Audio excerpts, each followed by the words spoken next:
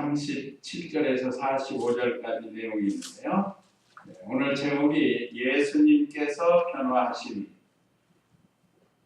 우리 공과책에는 변화산 위에서 변화하시고 내려와서 하신 일, 제목이 좀 길죠.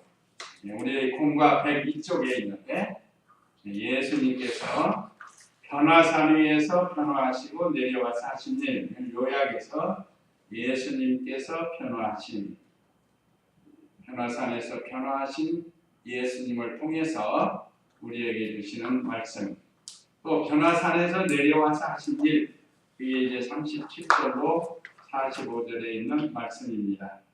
자, 오늘 우리 오후 예배 말씀 요약 참조하시면, 첫째, 변화산에서 변화하신 예수님, 28절로 31절, 우리 공과에는 36절까지 되어 있는데 하나 더 늘려서 했습니다. 두 번째는 예수님께서 변화산에 올라가신 이유, 왜 예수님께서 변화산에 올라가셔서 변화되셨는가, 그 이유. 그 다음에 세 번째, 함께 간 제자들의 실수, 이 대지가 하나 늘어나서 32절로 36절입니다. 그 다음에 네 번째, 귀신 들린 아이를 고쳐주심, 37절로 45절 말씀입니다. 이제 28절 읽어보세요. 이 말씀들을 하신 뒤에 회력쯤 지나서 예수께서 베드로와 요한과 야고보를 데리고 기도하러 산으로 올라가셨다. 세 제자를 데리고 기도하러 올라가신, 12 제자가 있었지만 세 제자만 데리고 기도하러 가셨습니다. 이것은 세 제자들을 특별 훈련을 시키는 겁니다. 베드로와 야고보와 요한은 신약 성경에 여러 번 등장합니다. 특별히 예수님께서 이 세 제자에게 특별 훈련을 시킵니다. 오늘도 기도하러 산으로 올라가신 거예요. 여기 산이 어느 산인지 기록이 안 됐지만 이 산은 헤르몬 산입니다. 헤르몬 산. 이스라엘 중동 지역에서 제일 높은 산이라고 해요. 그 산에 올라가서 내려다보면 팔레스타인 지역이 다 내려다볼 정도로 이렇게 높은 산, 높이가 2850m가 된다고 해요. 그래서 한번 찾아봤어요. 우리나라 백두산은 2744m라고. 2744m. 그러니까 약 110m 정도가 더 높은 헬몬산. 저 중동의 북쪽 쪽에 있습니다. 성경 지도를 보면 북쪽 맨 위쪽에. 또 우리 한라산 1947m라고. 우리나라 높은 산을. 그 다음 여기 가까운 지리산 1915m. 한라산하고 약 32cm 장구가 차이 나요. 여기 죄송합니다. 32m. 32m 정도 차이가 나죠. 그러니까 얼마 차이가 안 나는데, 그러니까 이렇게 우리나라에서도 제일 높은 산이 백두산, 그 다음에 한라산, 그 다음에 지리산. 남한에서는 우리 지리산이 두 번째 높은 산이에요. 남한에서. 우리가 자유롭게 갈 수 있는 산들 아니에요. 어쨌든 예수님께서 틈만 나면 산에 가서 기도하셨습니다. 갈멜산에도 가시고 겟세마네 동산에도 가시고 제일 많이 가신 산이 감람산입니다. 감람산에도 습관을 따라 가셔서 기도하시고 쉬시고 이렇게 하셨습니다. 우리도 산에 가는 거 좋아요. 저도 제 기도실 높지는 않지만 참 좋아요. 가보면 이렇게 멀지도 않고 높지도 않고, 내가 거기가 아주 참 좋은 곳인데 우리 성도님들도 틈나면 산에 가서 기도하시고 하면 좋습니다. 우리 여성 성도들은 절대 혼자 가시지 말라고. 두세 사람 이상이 가야 돼요. 어쨌든 예수님은 이렇게 습관을 따라서 산에 가 기도하셨는데, 여기서 신령한 교훈은 우리도 영적 시온산에 올라가는 영적 시온산. 우리 심령이 늘 시온산에 올라가는 시온산에 누가 계시죠? 하나님이 계셔요. 우리가 시온산에 올라가는 건 하나님을 만나러 가는 거예요. 그래서 우리 영적 시온산에 마음으로 늘 시온산에 올라가는 그런 신앙이 되어야 할 것을 가르쳐주는 겁니다. 그 다음에 여기 보면 바로 그 예수님께서 변화산에 가신 것은 했는데 그 이후에 두 번째 예수님께서 변화산에 올라가신 이유. 첫째는 세상을 멀리하고 고요히 기도하러 가셨다. 우리 공과책에 셋째하고 첫째하고 이렇게 합쳐진 겁니다. 네 가지이기 때문에 하나를 줄여가지고 첫째는 기도하러 가셨다. 예수님이 산에 가서 고요히 기도하신 것. 그 다음에 두 번째는 변화하러 가셨다. 변화된 모습을 보여주려고 가셨습니다. 산에 가면 세상 것이 안 보여요. 안에 산속에 들어가면 안 보이니까 주님하고 교통하고 교제할 수 있는 아주 고요하고 좋은 장소가 된 겁니다. 그래서 우리 교단에서 특징적으로 산에 가서 기도하는 이런 훈련들을 많이 시킵니다. 세 번째는 여기 두 번째 우리 주보에 보면 하나님을 바라보며 가까이 하려고 하셨다고 했습니다. 공과책의 네 번째인데 하나님을 앙망하고 사모하는 마음과 하나님을 가까이 하려는 정신으로 올라갔다. 우리가 높이 올라가면 하나님과 가까워지는 것 같아요. 여기서 중요한 아까 말씀드린 심령이 늘 시온산에 올라가서 하나님과 가까이 하고 고요한 중에 하나님을 만나는 겁니다. 그래서 우리 여기 주보에는 세 번째가 변화된 모습을 보여준다. 공과책에는 두 번째 이렇게 기록이 되어 있습니다. 그러니까 이런 목적으로 예수님께서 변화산에 올라가셨습니다. 변화산이 가로 열고 헤르몬산이 헤르몬산에 예수님이 이렇게 올라가셨어요. 그 다음에 29절 읽어보세요. 29절 예수께서 기도하실 때에 그분의 얼굴 모양이 변하고 그분의 옷이 휘어져 눈부시게 빛났다. 첫째 대지에서 변화산에서 변화하신 예수님. 두 번째 기도하실 때 예수님 용모가 변화되셨다. 29절에 있는 말씀. 예수께서 기도하실 때에 그분의 얼굴 모양이 변하고 그분의 옷이 휘어져 눈부시게 빛났다. 예수님께서 이렇게 높은 산에 올라가서 고요히 하나님과 교통하며 기도하실 때 그 용모가 변화됐습니다. 이것은 속에서부터 변화되는 것을 속에서부터 변화되고 외부에 나타나는 겁니다. 우리 예수님은 항상 심령이 하나님과 가까이 하고 하나님과 교통하고 또 하나님으로 즐거워하는 거예요. 그래서 예수님 믿기 전 우리의 모습하고 예수님 믿고 난 후의 모습하고 변화가 되는 거예요. 예수님 믿기 전에는 불만 많고 짜증도 많고 근심 걱정도 많은 사람이 예수님을 제대로 믿으면 이거 변화가 돼요.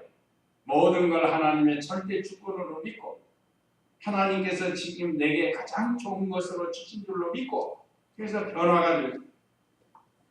아까 찬송가에도 세상의 모든 근심 걱정 다 뒤로 하고 주님으로 만족해 하는 겁니다. 이게 심령에서부터의 변화예요. 속사람에서로부터 변화가 되기 때문에 이런 모습이 겉으로 나타나는 겁니다. 전에 술 먹고 욕 잘하던 사람도 예수님 믿고 이제는 술도 끊고 또 욕도 안 하고 전에는 싸움박질 잘하는 사람이 예수님 믿고 속사람이 변화가 되니까 겉사람도 변화가 되는 거예요. 전에는 친절하지 못한 사람이 예수님 믿고는 친절하고 그런 사람 많아요. 깡패들이 예수님 믿고 변화해 새 사람 돼가지고 사람들이 놀랄만하게 변화해요. 우리 사도 바울도 사울로 있을 때 얼마나 기독교를 핍박했어요. 그런데 예수님 영접하고 나서 오히려 예수님을 위해서 고난당하고 예수님으로 즐거워하고, 이것은 변화의 종교예요. 우리 기독교는 예수님 믿기 전하고 예수님 믿은 후하고는 180도의 변화를 가지는 그런 상태를 가리킵니다. 그러니까 예수님은 항상 하나님의 영광에 참여했습니다. 심령이 변화가 되니까 겉까지도 변하는 것을 가르쳐요. 옷이 휘어졌다. 여기 29절에 그랬죠? 기도하실 때 그분의 얼굴 모양이 변하고 그분의 옷이 휘어져 눈부시게 빛났다. 예수님은 우리와 같은 어떤 죄성을 가지고 변화된 게 아니에요. 이것은 우리들에게 보여주신 겁니다. 참으로 예수님을 영접하고 예수님과 함께 있다고 하면 우리가 이렇게 변화된 삶을 살 수 있다. 옷은 이 행동을 가르칠 수가 있어요. 행동. 겉으로 나타나는 거니까. 그러니까 우리가 행위가 변화가 되는 겁니다. 아까 말씀드린 것처럼 술 먹는 사람, 노름하는 사람, 쌈자라는 사람, 욕자라는 사람, 이게 이제 변화가 돼서 거룩한 사람이 되는 거예요. 이게 바로 변화가 되는 겁니다. 휘어졌다는 건 깨끗한 것을 가르쳐요. 그 다음에 30절로 31절 읽어보세요. 그런데 마침 두 사람이 예수님과 함께 말하고 있었으니 그들은 모세와 엘리야였다. 그들은 영광 중에 나타나서 예수님의 죽으심, 곧 그분께서 예루살렘에서 성취하시려는 일에 대하여 말하고 있었다. 예, 모세와 엘리야와 말씀하신 예수님. 자, 그런데 마침 두 사람이 예수님과 함께 말하고 있었으니 그들은 모세와 엘리야였다. 엘리야는 주전 700년 전 선지자였고 모세는 주전 1500년 전 선지자였습니다.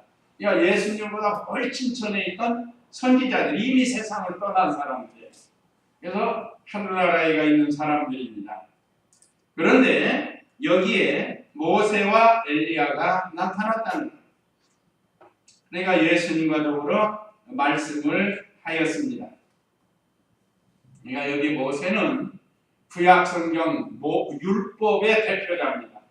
그러니까 모세가 기록한 모세 오경 있죠? 창세기, 출애굽기, 레위기, 민수기, 신명기, 그 안에 모세 율법이 기록되어 있다. 하나님이 모세를 통해서 이스라엘 백성에게 주신, 그래서 모세는 율법의 대표이고 엘리야는 모든 선지자의 대표예요. 선지자 하면 엘리야. 죽음을 보지 아니하고 병것하고 승천한 그 엘리야. 그래서 이 모세와 엘리야가 같이 예수님하고 대화를 했습니다. 그러니까 엘리야는 선지자 대표, 모세는 율법의 대표.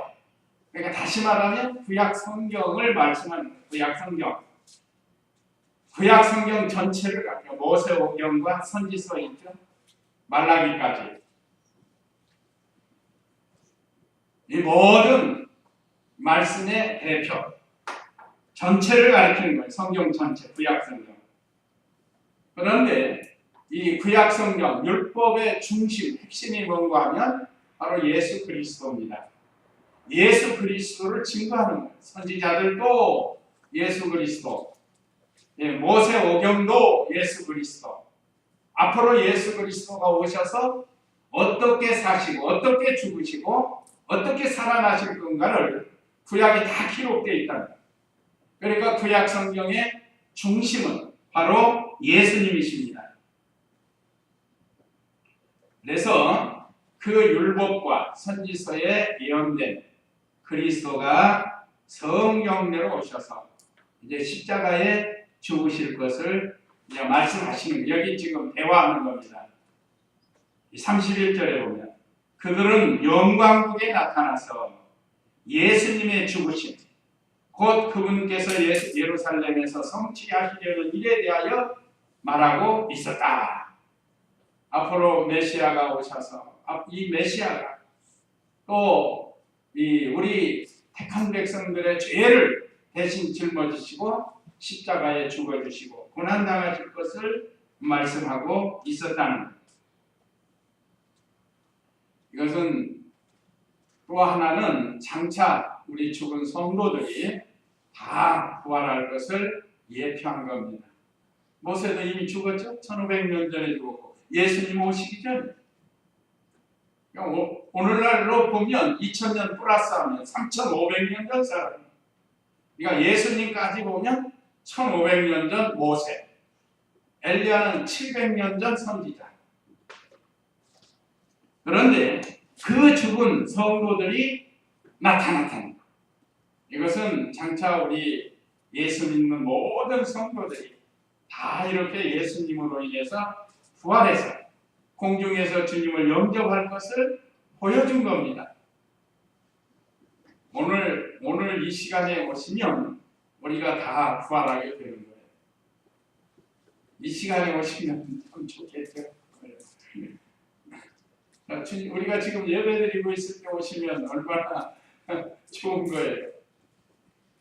그러나 우리가 항상 깨어 있으면 돼요. 직장에 있든지 잠을 자든지 우리의 영이 깨어 있으면 언제고 주님을 영접할 수 있습니다. 비록 육신은 피곤해서 잠을 잔다 할지라도 영이 깨어 있는 성도들은 주님의 재림을 영접할 수가 있어요. 그때 이 모세와 엘리야가 예수님을 만나서 얘기한 것처럼 죽은 자들이 먼저 일어나고 살아있는 우리가 호련히 변화가 돼서 부활체로 신령한 몸으로 변화가 돼서 공중으로 들려 올라가서 예수님을 신랑으로 영접하는 거예요. 우리가 신부가 돼. 그래서 1000년 동안 혼인잔치 한다고 그랬습니다. 천년왕국에서. 얼마나 큰 소망을 우리에게 주셨는지 몰라요. 그래서 언제 주님은 다시 오실는지 아는 이가 없지만 우리가 늘 깨어서 주님의 재림을 거대하는 거예요. 내가 좋아하는 손양원 목사님 주님 거대가 좋잖아요. 주님 거대가 먼 하늘 이상한 구름만 떠도 내 주님 오시는가에 머리 들고 멀리 바라본다. 이 손양원 목사님이 얼마나 주님의 재림을 고대했는가를 우리가 알 수 있습니다. 멀리 바라보는 마음. 이상한 구름이 떴습니까? 왜 이상한 구름이 뜨면 주님이 오시는가 해 머리 들고 쳐다봤을까? 왜 그렇다고 그랬죠? 예수님이 구름 타고 오신다고 했으니까. 구름 타고 다시 오신다고 했으니까 먼 하늘 이상한 구름만 떠도 내 주님 오시는가 행여나 오시는가 해 머리 들고 멀리 바라본다. 자, 얼마나 주님의 재림을 고대하는 신앙인가를 우리에게 가르쳐줍니다. 오늘 사랑하는 우리 성도님들도 우리 각자 맡겨진 직장에서 일터에서 일을 하더라도 언제나 주님의 재림을 고대하면서 이런 마음으로 믿음 생활을 합니다. 모세와 엘리야가 주님과 함께 변화된 몸으로 대화한 것처럼 우리도 늘 주님과 영적 교통하면서 생활해야 된다는 것. 그 다음에 32절 읽어보세요. 32절부터 36절은 함께 간 제자들의 실수인데 32절 읽어보세요. 베드로와 그와 함께 있던 자들은 잠을 이기지 못하여 졸다가 깨어나서 예수님의 영광과 그분과 함께 서 있던 두 사람을 보았다. 제자들이 졸다가 실수를 하게 됐습니다. 베드로와 그와 함께 있던 자들은 누구죠? 베드로, 야고보, 요한 이 세 사람. 함께 있던 자들이 잠을 이기지 못하여 졸았던. 우리도 참 졸릴 때가 있죠. 졸릴 때가. 안 자려고 애를 써야 됩니다. 어떤 분은 여기 어디 순천에 있는 어떤 목사님이 얘기하고 그저 새벽이고 낮이고 오면 잔다. 오면 잔다. 아니 조는 게 아니고 잠대요. 이게 습관이에요. 아니 자기는 그러려니 하고 그냥 마음 푹 놓고 그냥 자. 아니 하나님이 예배 들으러 오셔가지고 왜 자냐고요. 그렇잖아요. 얼마나 이 귀한 시간인데. 조는 정도가 아니고 잔대 자. 그 얘기를 들은 적이 있어요. 세상 떠나셨는데. 어쨌든 졸면 실수하게 된다는 거예요.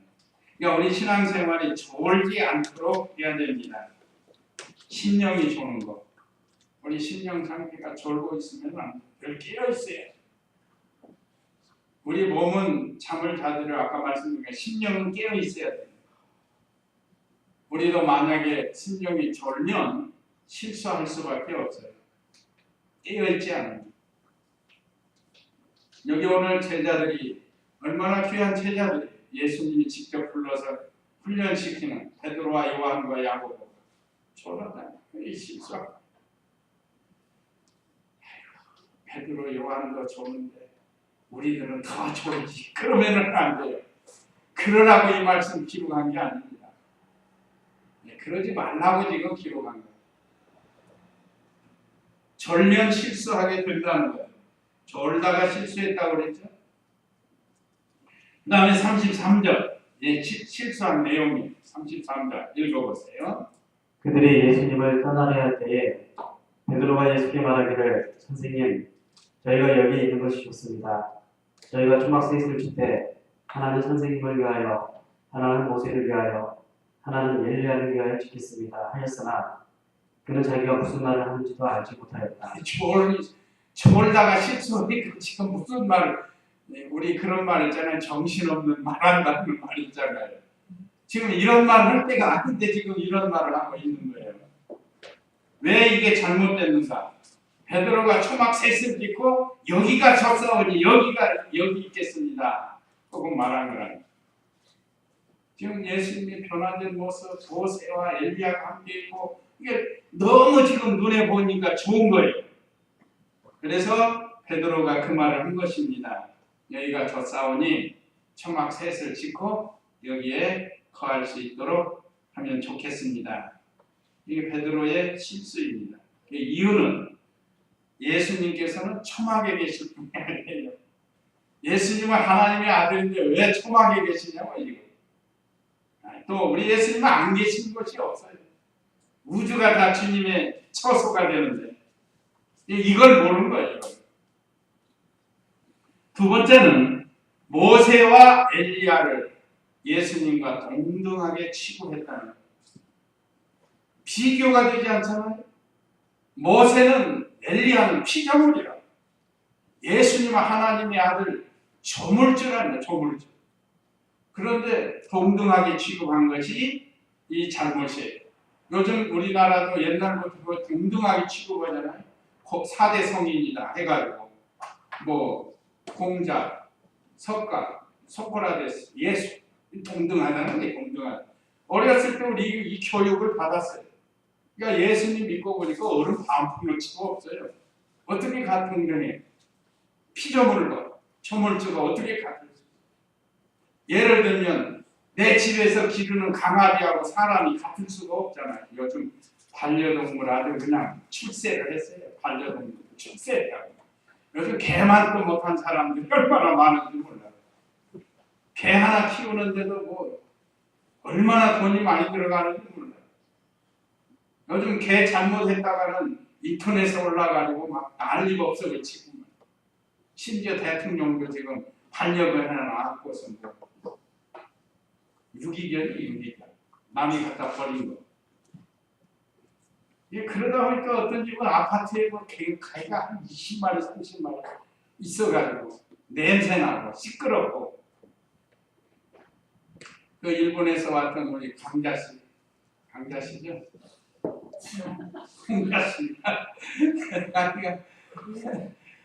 그분도 집에 신문 갔더니 개가 6마리 있더라고요. 근데 사실 애기 나가지고 애기가 지금 어느 정도 자라서 집에서 키워야 돼요. 그런데 도저히 그 환경에서 그 아이를 키울 수 없다고 이제 시에서가 하여간 안 된다고 그랬어요. 그러면 개를 키울 건가 자기가 난 아이를 키울 건가 하고 물어봤어요. 근데 개 못 버린다는 거예요. 그러면 아이를 줄 수 없다는 거예요. 그래서 보호실에서 아기를 키우는 거예요. 그런 사람이 다 있어요. 개를 사람처럼 취급하고 있더라고 보니까. 우리 달라요. 개하고 사람하고는 비교가 되는 겁니다. 네? 정말 개파자 생각자가 돼가지고 개만 또 보다 사람이 얼마나 많은지. 어쨌든 나라 사람들이 그렇게 자꾸 매스컴에서 끌고 가니까 그러는데 사실 위생적으로도 별로 안 좋아요. 원래 개는 바깥에서 키워야 돼. 바깥에서 키워서 먹다 남은 찌꺼기 먹여가면서 그렇게 해서 키워나가야 되는데 이건 얼마나 호의호식을 시키는지 몰라. 옷도 입히고 집도 이쁜 거 지어주고. 나는 그런데 투자할 바에 참 사람들, 진짜 어려운 사람들에게 투자했으면 좋겠어요. 개는 개로 하나님이 만드신 것이지 어떻게 사람하고 동등 반려동물로 해가지고 자꾸 사람하고 동등하게 취급을 하는지 모르겠어요. 어쨌든 하여간 뭐는 이렇게 발자국 갔어.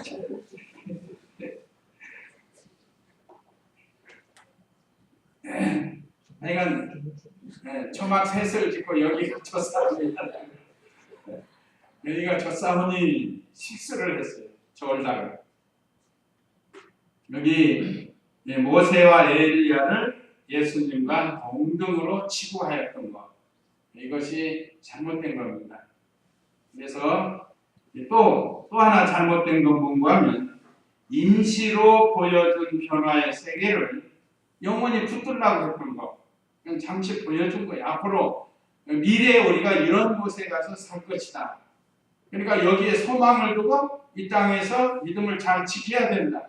복음을 전해야 된다. 지금 그거 가르쳐 주려고 했는데 이 제자들이 실수를 해가지고 임시로 보여준 것을 영원한 것으로 붙들라고 한 거. 그게 잘못인 겁니다. 그 다음에 네 번째는 자기 사명 또는 주님의 사명을 바로 알지 못했어요. 주님의 사명인 지금 변화산에서 계실 주님이 아니에요. 복음 전하다가 십자가 고난 당하시고 죽으시고 부활하셔야 되는데 아직 그 일도 안 하셨는데 그 변화산에서 천막 짓고 거기서 산다고 하면 되겠어요? 이게 신앙이 잠드니까 엉뚱한 소리죠. 요즘도 신앙이 잠들면 시험이 들어가지고 엉뚱한 소리 해도 다녀요. 우리도 다 괜찮은 것 같죠? 신앙이 잠들고 시험이 들면요 하루아침에 변해요. 또 이단에 미혹되고 사람이 변해버려요. 그러니까 예수님처럼 좋은 것으로 변하는 게 아니고 엉뚱하게 잘못 변화가요. 그래서 이단이 나오고 이단의 교주가 나오고 그런 거예요. 우리가 조심하지 않으면 우리도 잘못 변화가 된다 이 말이에요. 그건 하나님의 구원운동, 이 생명운동을 망각했기 때문에 이런 일이 생기게 된 겁니다. 또 하나 다섯 번째는 우리 공과책대로 하면 산 아래에 있는 9 제자하고 거기에 있는 불쌍한 사람들이 기다리고 있는 것을 생각하지 않고 그래서 현재 좋으니까 그냥 거기에 만족하려고 하는 앞으로 사명도 있고 나가서 전도도 해야 되고 해야 하는 일을 망각한 것을 예수님께서 책망한 겁니다. 34절 읽어보세요. 그가 이 말을 할 때에 구름이 일어나서 그들을 뒤덮었었고 그들은 자신들이 구름 속으로 들어가자 두려움에 사로잡혔다. 구름으로부터 소리가 들려왔다. 이는 택함 받은 내 아들이다. 너희는 그 말을 들어라 하셨다. 그 소리가 났을 때에는 예수님만 보였다. 그들은 자기들이 본 것을 그때에는 잠잠하여 아무것도 어느 누구에게도 말하지 않았다. 예수님의 사명을 깨닫지 못했습니다. 예수님이 오셔서 아까 말씀드린 십자가 부활을 통해서 완성하시는 이 구원의 세계를 깨닫지 못한 거예요. 예수님이 하셔야 할 일. 여기 구름은 영광의 구름, 하나님의 임재를 뜻합니다. 구름으로부터 소리가 들렸고, 이 말을 할 때 구름이 일어나 그들을 뒤덮었고, 구름은 하나님의 임재 또는 영광을 가리킵니다.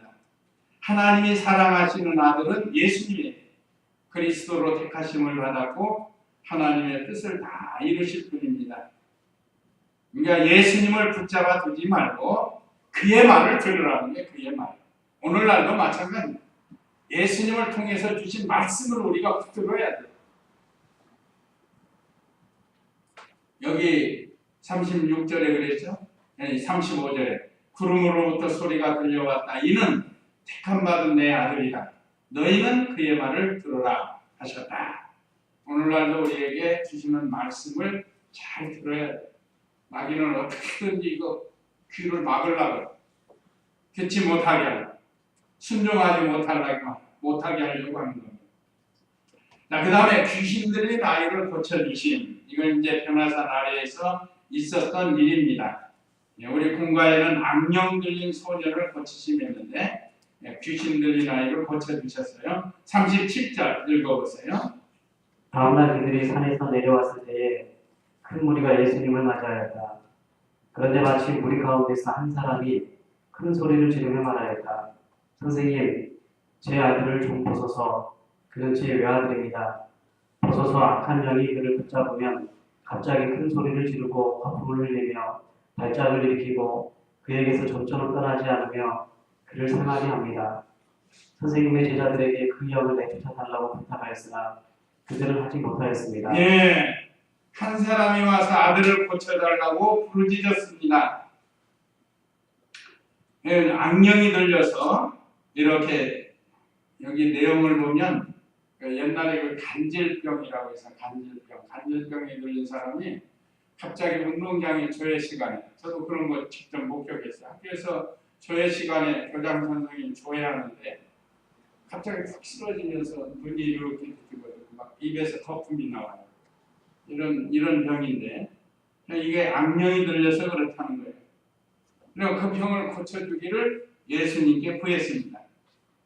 먼저 제자들에게 먼저 고쳐달라고 했죠. 그래서 제자들이 못 고쳤어요. 내용이 그거예요. 37절에서 40절 말씀. 얼마나 그 어머니가 안타까웠겠어요. 옛날에는 참 질병도 많았고 피부병도 많고 참 옛날에는 참 심했어요. 자, 이렇게 예수님께 나오면 고쳐주실 줄로 믿고 먼저 그 제자들에게 부탁을 했지만 그들이 고쳐주지 못했어요. 그래서 41절 읽어보세요. 예수께서 대답하여 말씀하시기를 믿음이 없고 삐뚤어진 세대여, 내가 언제까지 너희와 함께 있어야 하며 너희를 참아야 하겠느냐. 내 아들을 이리 데려와라 하시니. 예, 믿음 없는 제자들을 책망하신 예수님입니다. 제자들이 믿음이 없어서 악령을 쫓아내지 못했다는 거예요. 자, 오늘날도 우리들에게 믿음이고 믿음을 쓰면 능력이 나와서 이런 것을 고칠 수 있습니다. 지금도 뭐 많이 드러나지 않아서 그러지 이런 많은 병자들이 고침을 받아요. 오랫동안 예수님을 따라다니는 이 제자들이 뭐가 없는가? 믿음이 없는 게 문제예요. 오늘 저와 우리 성도님들도 믿음이 있어야 마귀를 이길 수 있고 죄를 이길 수 있습니다. 그러니까 예수님이 오실 때 너무 안타까운 거예요. 제자들이 따라다니면서 예수님을 통해서 보고 듣고 그 믿음만 가지면 할 수 있는데 그걸 행하지 못했다. 그래서 예수님께서 이 41절에 예수께서 대답하여 말씀하시기를 탄식하는 이건 탄식이 믿음이 없고 삐뚤어진 세대여, 내가 언제까지 너희와 함께 있어야 하며 너희를 참아야 하겠느냐. 네 아들을 이리로 데려오라 하시니. 42절 읽어보세요. 그 아이가 오는 도중에 악령이 그를 거꾸로 들이고 경련을 일으키게 하므로 예수께서 그 더러운 영을 꾸짖으시고 그 아이를 낫게 하셔서 그 아이를 그 아버지에게 돌려주셨다. 모든 이들이 하나님의 인대하심을 놀랐다. 예수께서 행하신 모든 일들에 모두들 경탄하고 있을 때에 예수께서 제자들에게 말씀하시기를 너희는 이 말들을 귀담아 들어라. 인자가 곧 사람들의 손에 넘겨질 것이기 때문이다 라고 하셨으나 그들은 이 말씀을 깨닫지 못하였으니 그것은 알지 못하도록 그들에게 감추어져 있었기 때문이다. 그들은 이 말씀에 대하여 예수께 묻기조차 두려워하였다. 예, 말씀으로 악령을 쫓아내신 예수님. 말씀에 능력이 있습니다. 예수님에게 말씀은 능력이 있어서 악령도 지배하시는 거예요. 꾸짖으시니까 악령이 최후의 발악을 하고 나가는 거예요. 여기 발악을 했죠? 사실 2절에 보면 그 아이가 오는 도중에 악령이 그를 거꾸러뜨리고 경련을 일으키게 하므로 예수께서 그 더러운 영을 꾸짖으시고 그 아이를 낫게 하셔서 그 아이를 아버지에게 돌려주셨다. 예수님은 자연을 지배하시고 다스리시고 모든 질병도 다스리시고 또 예수님은 죽음도 다스린다고 우리 지난 시간에 배웠습니다. 예수님은 다 다스리시는 거예요. 그러니까 우리도 믿음이 있으면 이런 역사들이 나타나는 거예요. 지금도 마찬가지입니다. 그래서 믿음 없는 제자들은 그 일을 하지 못했지만 예수님은 능력이 있으시고 말씀으로 다 낫게 해주시고 쫓아내주시고 꼼짝 못하는 거예요. 예수님 앞에는. 그러면서 하나님께 영광을 돌리게 됐습니다. 또 받은 은혜를 잘 간직하라는 거죠. 45절에 그들은 이 말씀을 깨닫지 못하였으니 참 믿음 생활하다 보면 아직 깨닫지 못하는 경우가 있어요. 그건 참고 기다려야 돼요. 잘 참고 기다리면 깨달을 날이 와요. 그리고 우리는 깨달으려고 힘을 써야 됩니다. 그래서 힘을 써야 되고 또 다른 사람이 볼 때 왜 저 사람은 믿음이 없을까? 참 안타깝지만 잘 참고 기다리다 보면 깨달을 날이 와요. 그래서 나중된 자가 먼저 될 수도 있습니다. 그래서 오늘 예수님이 하신 일을 통해서 우리에게 주신 말씀, 참 예수님이 변화산에서 변화하신 그 예수님, 왜 변화가 되셨는가? 그 이유를 여기 두 번째에서 가르쳐 주셨습니다. 졸면 실수한다는 것, 신앙에 잠이 들면 실수하게 돼 있다는 것, 그러니까 신앙에 잠들지 않도록 하라는 것. 귀신도 다스리시는 주님이신 것을 믿고 주님 앞에 나아가서 우리의 모든 질병도 주님 앞에서 고침받을 수 있는 그런 우리가 되어야 되겠습니다. 이제 이 말씀 기억하시고 우리 다 같이 잠시 기도하시겠습니다.